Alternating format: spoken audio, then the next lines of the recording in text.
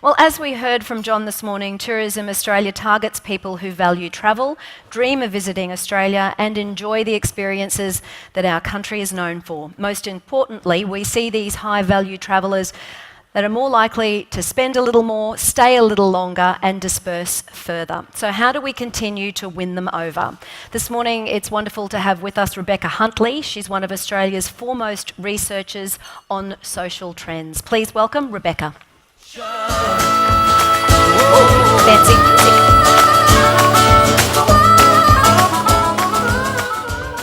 Thanks so much, Sophie. I really jumped at the chance to talk to the people in this room today. So most of my work is researching Australians, so I travel a lot. But I also got 3 young children, and I've been determined to get them to spend as much time on family holidays in this extraordinary country. I want them to fall in love with our cities and our towns, our bush and our beaches. So they haven't been to Bali or Fiji, which is very unusual really for young children nowadays. And since I had my twins 4 years ago, I've been taking my eldest daughter, which will hopefully be a lifelong tradition, of visiting a new Australian island every year. So we've been to Kangaroo Island and Phillip Island, and for people in the room who know Sydney, it's a bit of a cheat. We went to Cockatoo Island last year.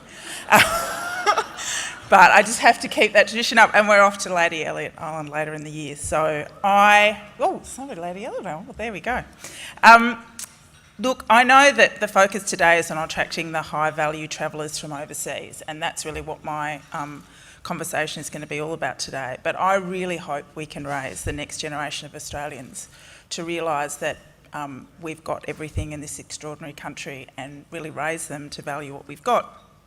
Okay, so today I've been asked to give you some insights into winning the hearts and minds of overseas travellers to Australia, and particularly, as Sophie said, that high-value traveller staying longer, travelling more, going to perhaps diverse places and spending more money. So what I'm going to do is look at some of the global research and what that tells us about attitudes, interests, and to some extent behaviours, but really focusing on attitudes and perceptions of that international traveller and how they might be won over.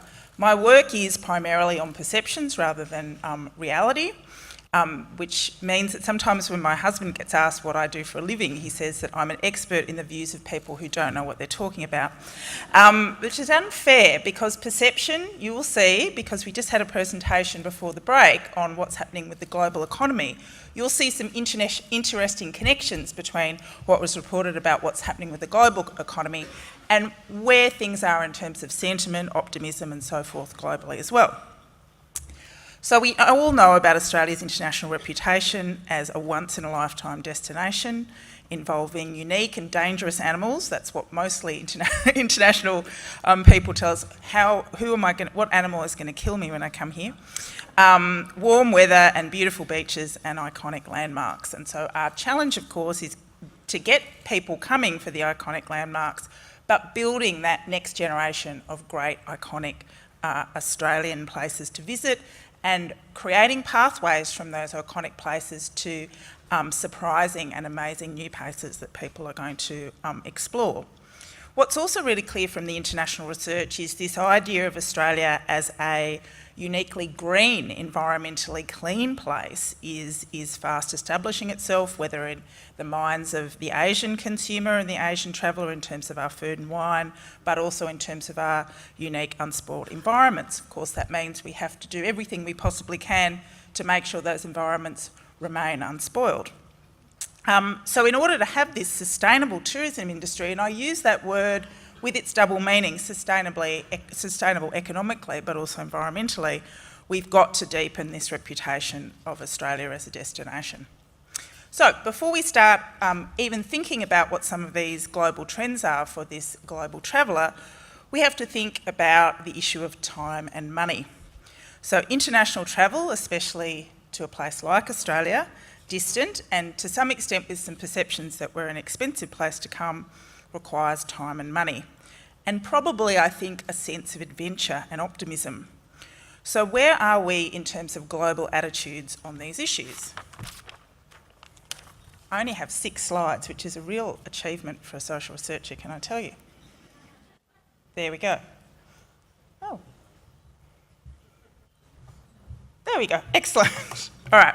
So my first go-to when I'm looking at global attitudes is the Ipsos Global Advisor. It's been running for many, many years. It's an international survey of over 20,000 adults aged 16 to 64, 31 countries, including some of the places that we are going to be, we get our tourists from, and we hope to get more tourists from. So China, India, Malaysia, South Korea and the United States. It released a report in January of this year which found the global audience is mostly optimistic about the economy becoming stronger this year. Slightly down from last year, which was interesting for me to listen to those, what was talked about before the break, about what that global scene is like. Still pretty good, but down from last year. When you look at the different countries in terms of optimism, at the top, India, Malaysia, South Africa and China. People in Britain, Japan and France, less optimistic. Now, of course, you've got the money, but do you have the time to travel? So again, the Ipsos Global Advisor regularly asks the question, I will use up all of my vacation days that I'm given. So taking into account, again, the countries where most of our international travellers are coming from, or we want to grow that market, who are the travellers most likely to agree with this statement? You've got Germany, Great Britain, India, Malaysia, the most likely to take holidays, less likely to agree, Japan and China, and sitting in the middle, US, Canada, South Korea, South Africa. So it's a bit of a mixed bag there. We've got still this kind of optimism in the economy holding up globally, but anticipated time spent on vacations, diversity there. And of course we've got to match the two.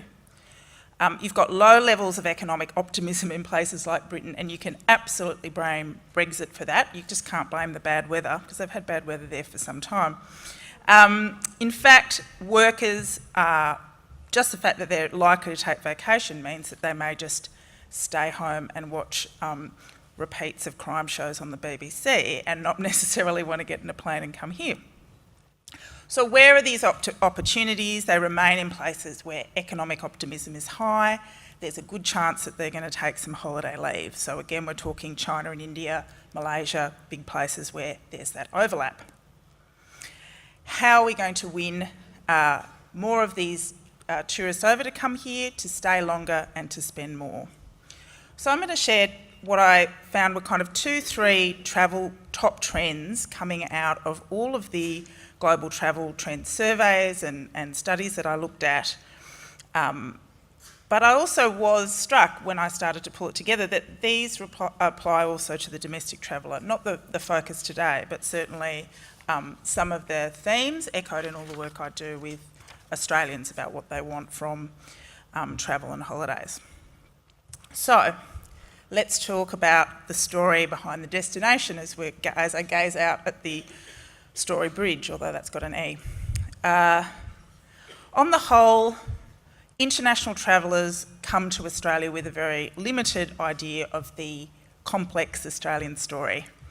And so providing them with a story behind the destination is actually pretty critical. They want to come to have seen a different side of this country. They're choosing to become more immersed in local culture when they get here, and there's a whole range of digital tools which are allowing them to do that. I was interested to see that not just the advent of something like Airbnb, but the extension out of that of Airbnb experiences, offering a solution where not only do you stay in what feels like somebody's home, but they can curate a series of experiences around that home, which is something that they would normally do if they lived there. It's quite common, particularly for younger generations who are on social media of various forms, following local people who have the same interests as you, so influencers with interests you share, and the lead up to your holiday to give you a new kind of pathway, a new experience when you get there, which seems, while you might be taking in the kind of obvious offerings of Sydney or the Outback, it gives you something new to bring back. Because for anybody in this room under 45, that's not me, you haven't experienced it unless you've shown it on Instagram, and you don't want to just have everybody else's Sydney Opera House photos. I don't know if people have noticed Instagram's been down today. Yeah, which is, I mean, insert obvious joke about hipsters not being able to eat and all starving around the world. But Instagram, hugely important. I'm going to talk about social media in a minute. I also think what's interesting too is that, and this kind of to me shows that the story behind the destination is becoming more important. I mean, that's not necessarily a new trend, but ways in which that gets articulated in different parts of Australia with different kinds of travelling offerings is the key here. Does that tell us the story? There was a recent study by the Adventure Travel Trade Association which showed that the definition of adventure is changing. So it's less about bungee jumping and all the rest of it. In fact, 45% less were the whole idea of experiencing a new culture was becoming a definition of adventure travel. And so what I think you're getting is this sense of, experiences, whether they be around food, whether they be around shopping, really whether around physical activities or whether it be around kind of particular kinds of news stories around new kinds of typical tourist destinations, that people are looking for the story behind the story and authentic experiences, which to them falls into a sense of adventure because it's off the beaten track. And certainly a lot of tour operators globally are now receiving more requests for how different is this, how unique is it? Is it really a once-in-a-lifetime thing? It's not surprising that if people see Australia as a once-in-a-lifetime destination, that's just not enough. They want once-in-a-lifetime experiences as part of it. And like I said, for younger millennials around the world, the experience of travel and social media is so intertwined that they want their experience to reflect a kind of story, not only about the place, but about the kind of person they are when they're in that place and the experiences that they have. Photos of the Opera House that could be seen anywhere online just aren't enough. I also think another thing that is really more critical, both to the international traveller and increasingly to the local traveller, is the stories and histories of Indigenous Australians. So telling this story. It's becoming more important, and in some ways it's almost becoming expected that tourism offerings incorporate some kind of understanding of Indigenous stories and histories into their products and services. I think this is a unique opportunity for the industry to work with Indigenous run and owned organisations, or indeed to cultivate those and to help them grow, to be able to provide this. It can't be done in a slapdash, shallow way. It has to be done in an ethical way, and it has to be something with integrity if it's going to have authenticity. Finally, and again, if you look in particularly the needs and desires of travellers in Asia and India who may also be coming with children and grandparents, that is intergenerational travel when they come here, is they want to make travel educational as well as entertaining. This increasing focus on education, children's education, investment, hugely important increasingly around the world and to domestic travellers as well. Parents want family travel to encourage their children to become more knowledgeable about the world they live in or a particular kind of topic, an interest in a particular kind of area or a particular kind of discipline. As many of us would know, it's incredibly hard to relax on holiday with small children. So you might as well make it an extracurricular activity. You might as well, regardless of age, when you go with them. The other thing, of course, some of these trends and some of this work I'm doing is the number one thing that parents of teenagers want their kids to do is to get off the phone and experience family time with them. This creates a challenge when we start talking about social media and this social media travel experience, but that's certainly a number one interest that parents have, which is experiences with children and getting them off their phones. So that's one of the good things about not necessarily having phone reception in Australia. Which leads me to my next thing, green and meaningful. The environment isn't just a passionate interest that I have. All of the global studies around sentiment, including the Ipsos Global Advisor, show now the majority of people in the majority of countries think climate change is real and consider it to be an imminent threat to our quality of life and to pretty much every part of our life. Australia's reputation as a uniquely clean and green environment is, like I said, getting pretty well established in the minds of the international traveller, particularly in Asia. How this environment has produced some of the most extraordinary produce, so food and wine experiences in the world, is now absolutely central to this story. What does that mean? Clean soils, clean water, clean environments, not just the heritage listed places we go, but just even our urban environments as well. And like I said, concern about the environment continues to increase globally. So it's not surprising that the high-value traveller in particular is interested in travel that is sustainable and allows them to experience the natural environment as much as possible. So I think we have seen, you've seen again in some of the global tourism surveys, that ecological tours or tours with some kind of environmental, either in terms of impact or in terms of experience, are improving in kind of popularity. Again, I think it adds to that idea that you're having a once-in-a-lifetime experience, that you're having an authentic experience when you come here. People are looking to learn more about the natural environment when they come here, and particular environments, so educate and share information on that, and are also interested with, depending on the experience, about what that provider is doing to contribute to the environment in which they make their own money, how are they giving back. And this isn't just, about necessarily about going to the forest and giving a bit of money for animals. I think there are lots of scope within that to be able to offer immersive experiences as well as, more short-term or kind of intermittent experiences. There was a really interesting piece of global research commissioned by Booking.com, which looked at things like sustainable travel behaviour and how much people engage in it. And overall, people almost always thought that that was a positive aspect of their vacation experience. The most popular thing people really wanted to do when they thought about that sustainable vacation or travel experience was buying locally made products instead of mass-produced tourist souvenirs, was the big one. The other thing I think was really important, and again, it's something perhaps people would be surprised, was instead of using a taxi, using public transport.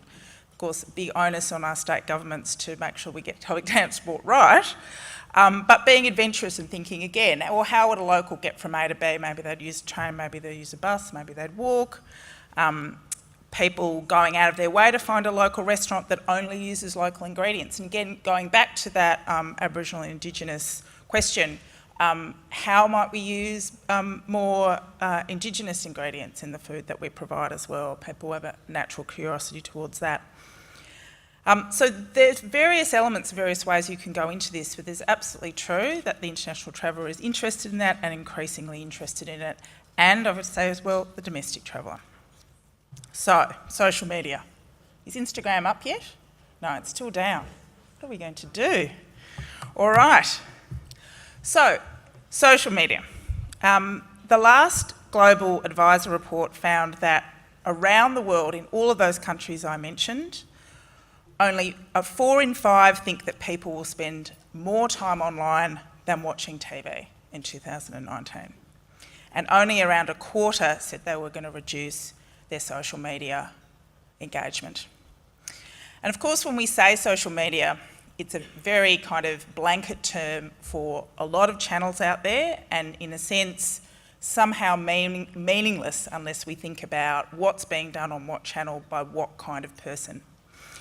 So there obviously, having an understanding of that is actually critical in how you integrate social media into your offering, with whatever that might be in the tourism space.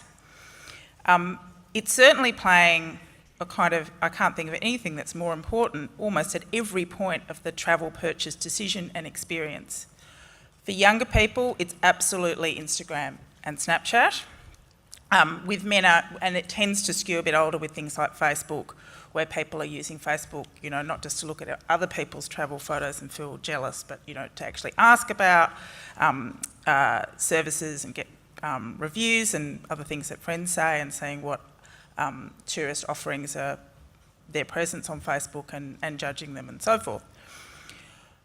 This is all part of looking for that authentic and unique experience, that local culture, what's cool, what's fashionable, what's off the beaten track, what really appeals to me or what appeals to the collection of people that I might be going on holiday with, all looking to social media in all its forms.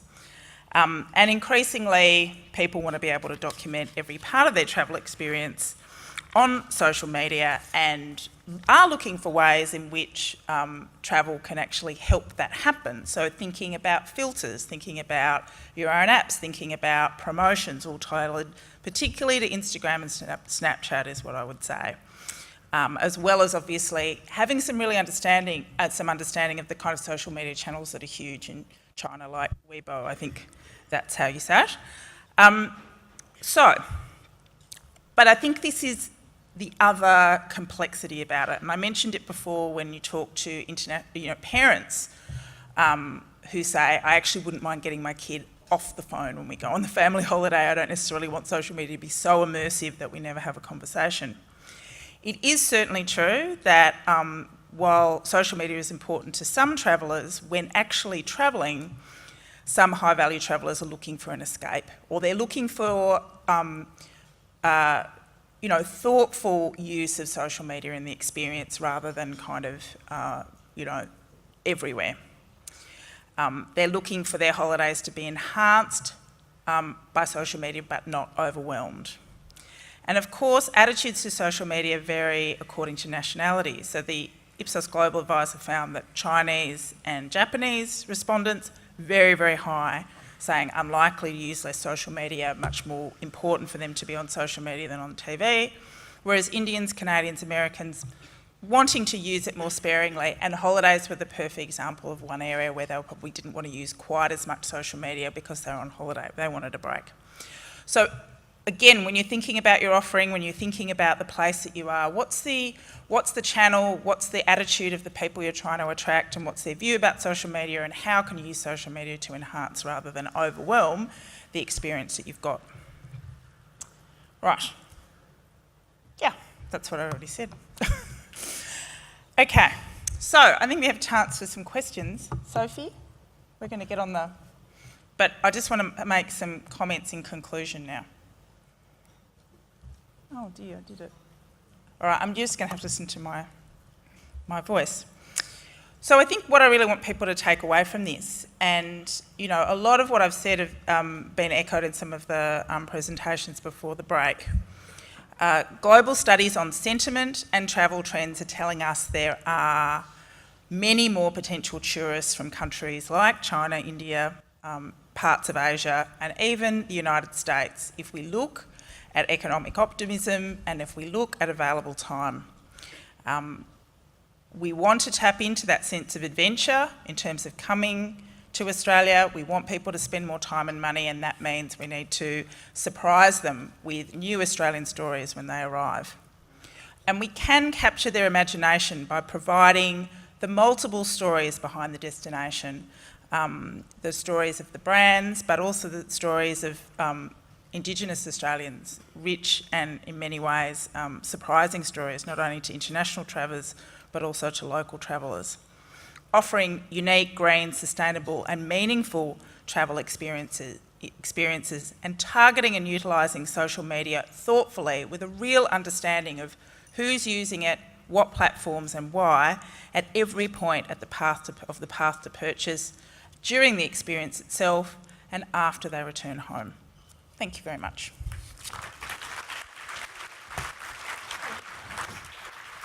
Come and have a seat on my couch. No, that's nice. You go over there. There you go. Have a seat over there. It's my Oprah moments.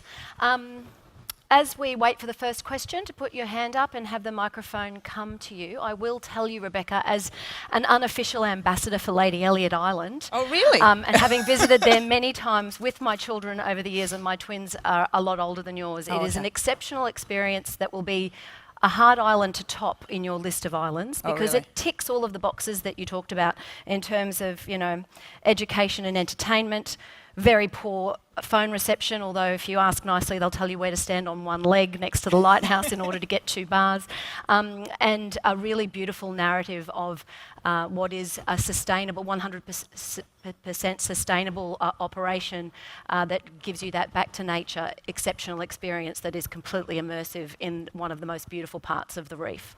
So if you haven't been, go. Do we have the first question from the floor? Fantastic. Hello, Sarah from Shoalhaven again.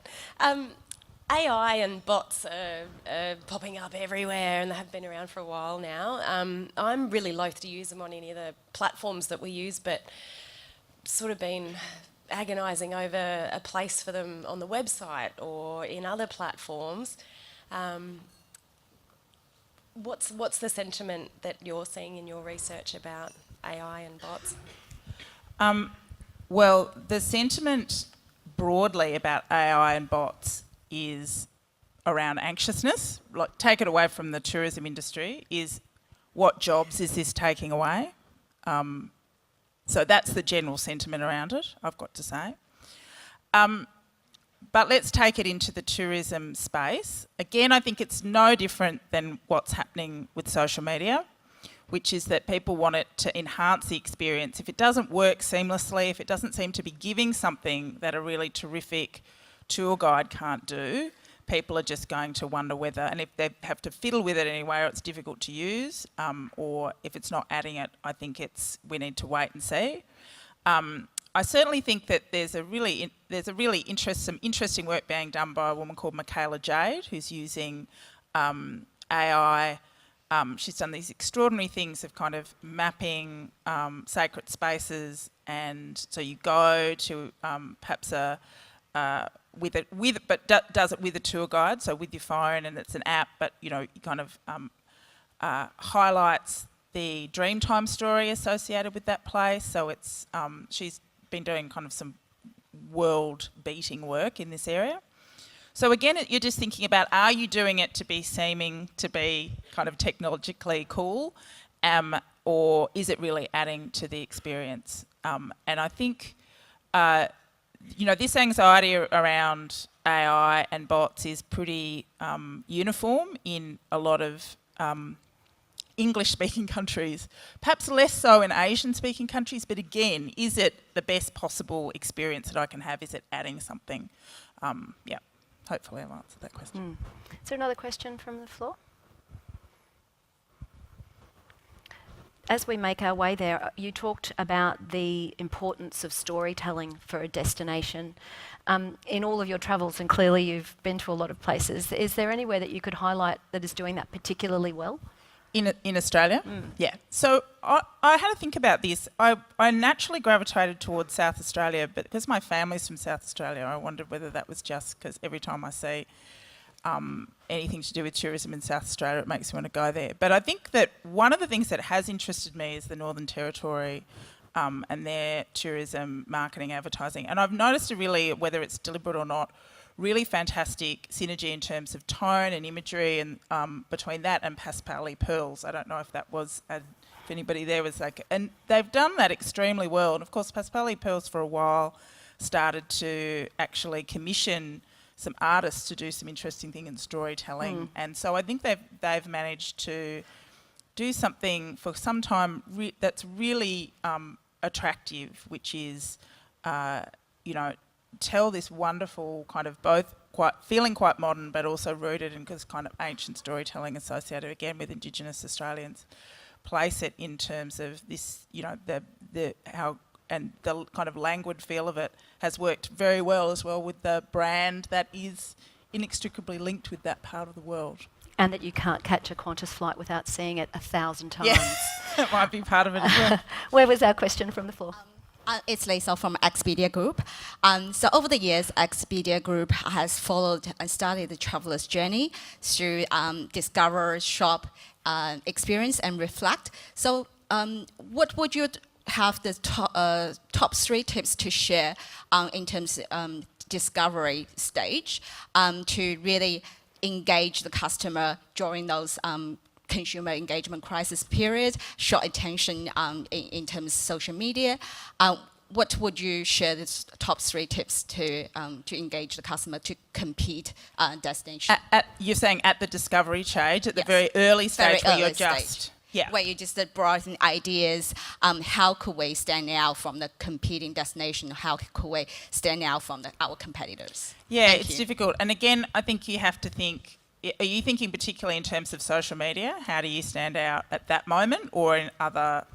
In general. In general, yeah. Because I think, well, obviously, if you're trying to stand out at that social media kind of contemplation stage, or that kind of consideration moment, then making sure that whatever's coming up about you in the explore, the explore function of Instagram is pretty important with particular kinds of people. I think, so I would say that was the thing that immediately slipped to mind. But again, I don't really want to generalise too much, because I'm mainly talking about that international traveller. So I think that's, it's what's going to work in the United States with a particular person may not work in China. But in terms of Australia, I think it's about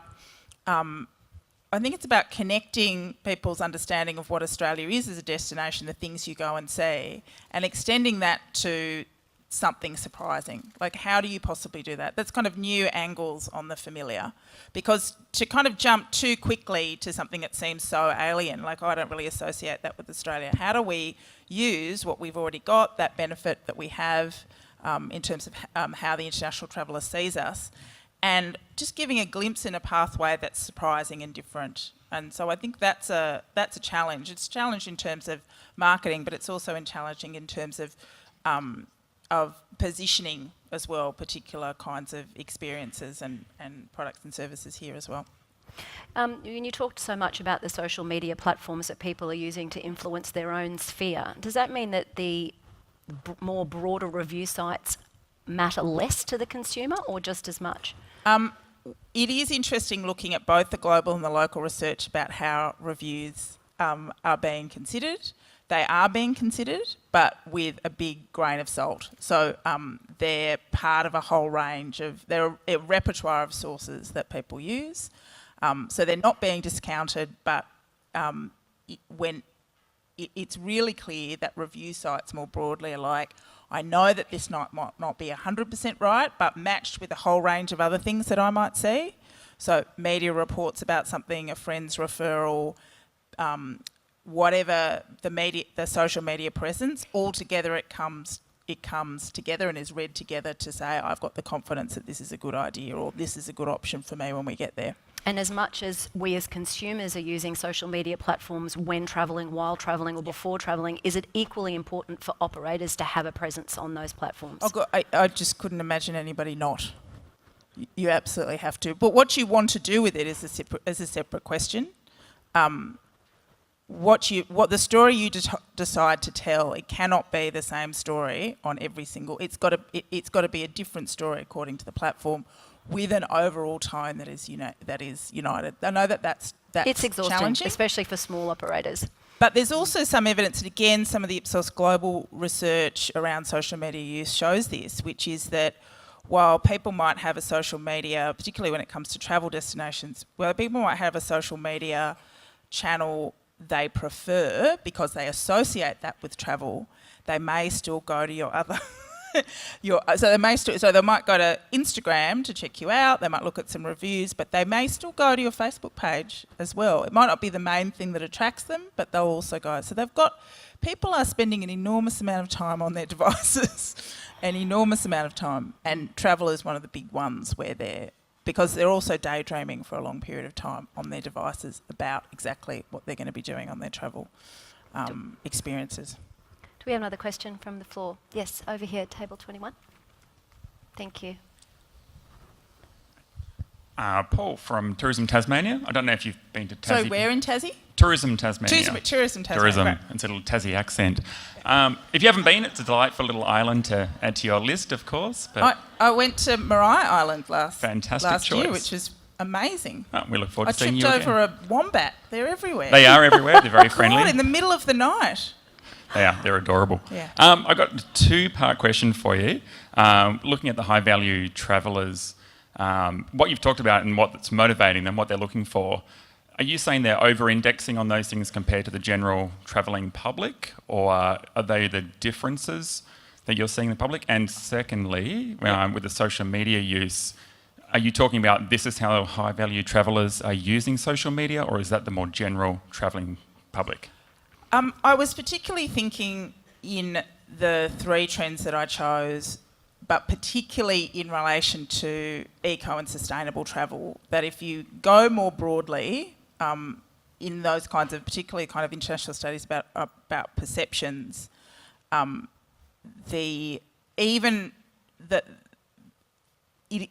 so eco travel like that is seen to have a kind of a cost associated with it.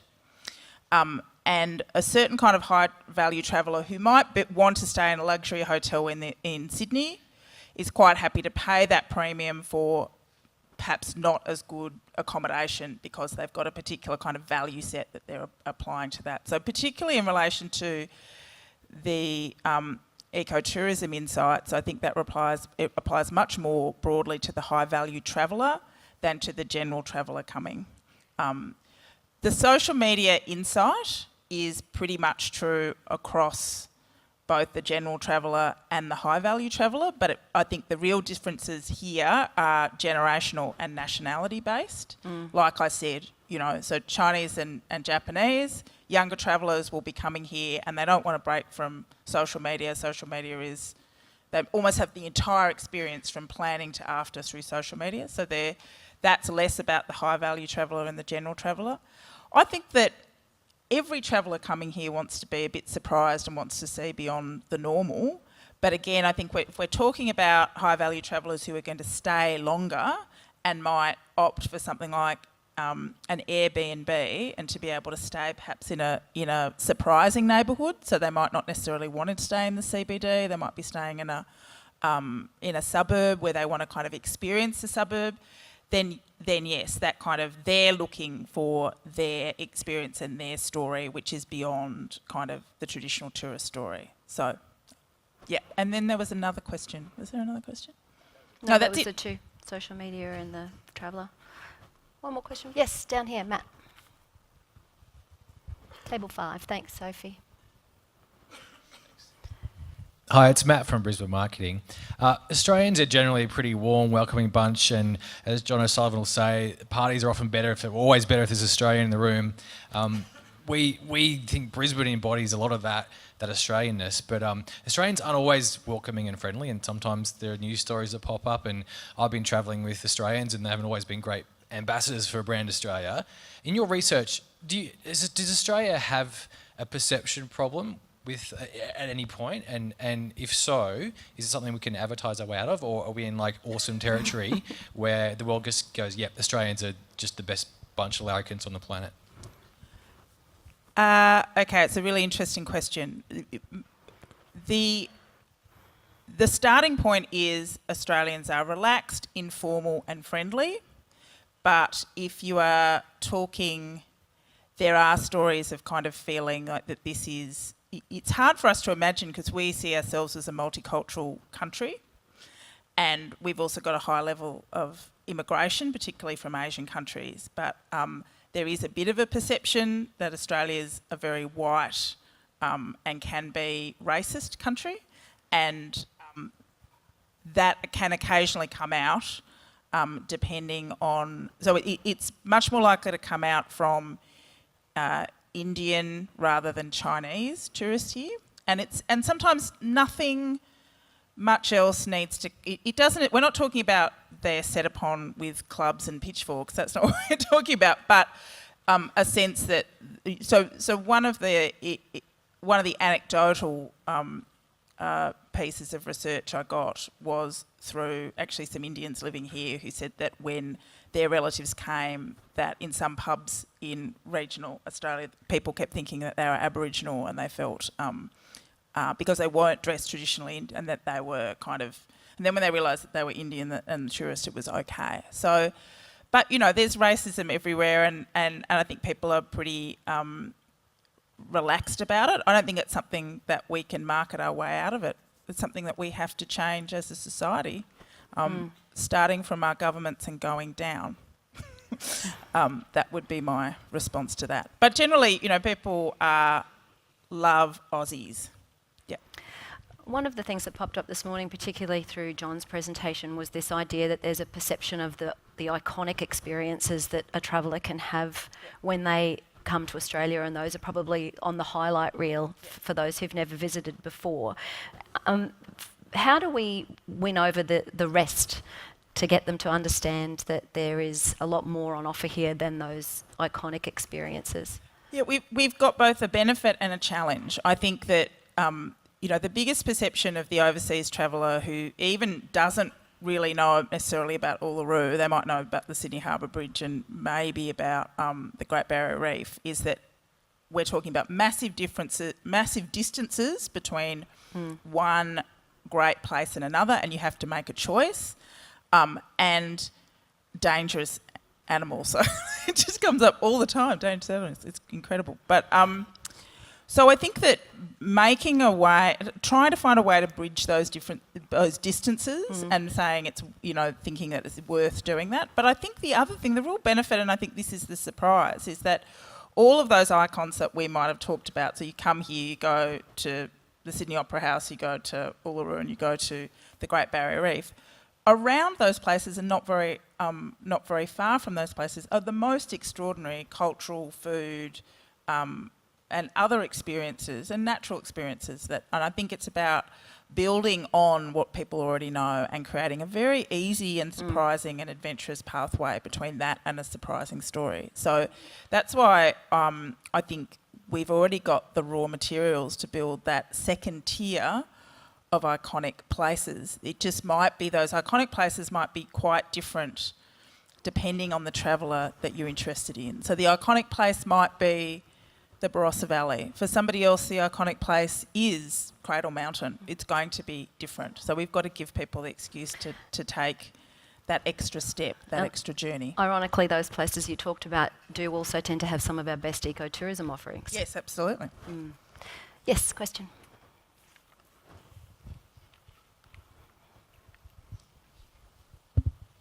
Hi, Hayden from the SATC.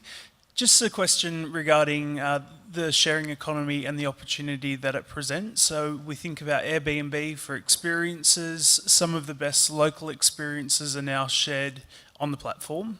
How do you find the balance between interrupting local communities and making sure that it is a sustainable opportunity for the long term? It's a really good point.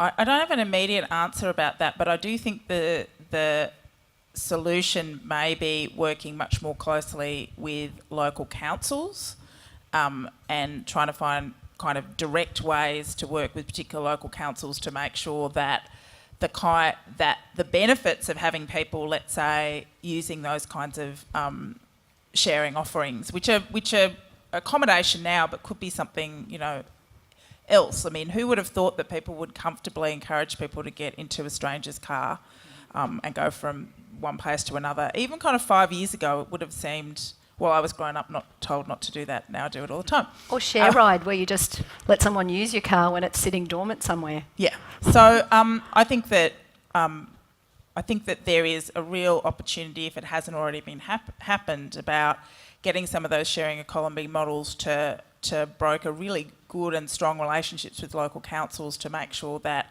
the communications feedback is, and that you're on the front foot rather than on the back foot. So instead of having people kind of arc up at council meetings about this stuff, so really kind of creating a wonderful environment. And then you perhaps, I mean, in its most ideal form, you're creating a situation where people think, where tourists come here and go, actually this area, this particular part of wherever I've gone has nailed this, and I feel like I'm actually a contributor rather than a detractor. I mean, if we want to look at an international model where that hasn't worked, it's Venice.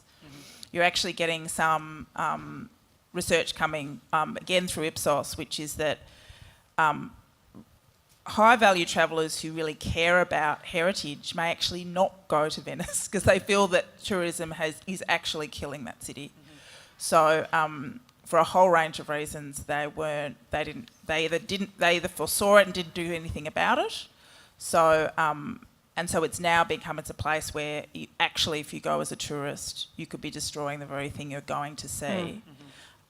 We're not yet at that place with some places in Australia. I know going back to Tassie, there's been This concept of some tourist over-tourism. operators already around places like Cradle Mountain are kind of expressing some concern. We should learn from the Venice problem and think about how do we begin to make sure that the part of the story of the places that people go is that they're actually maintaining the long-lasting presence of those places by coming. Great, thank you. Thank you. Rebecca, thank you. Put your hands together one more time for Rebecca.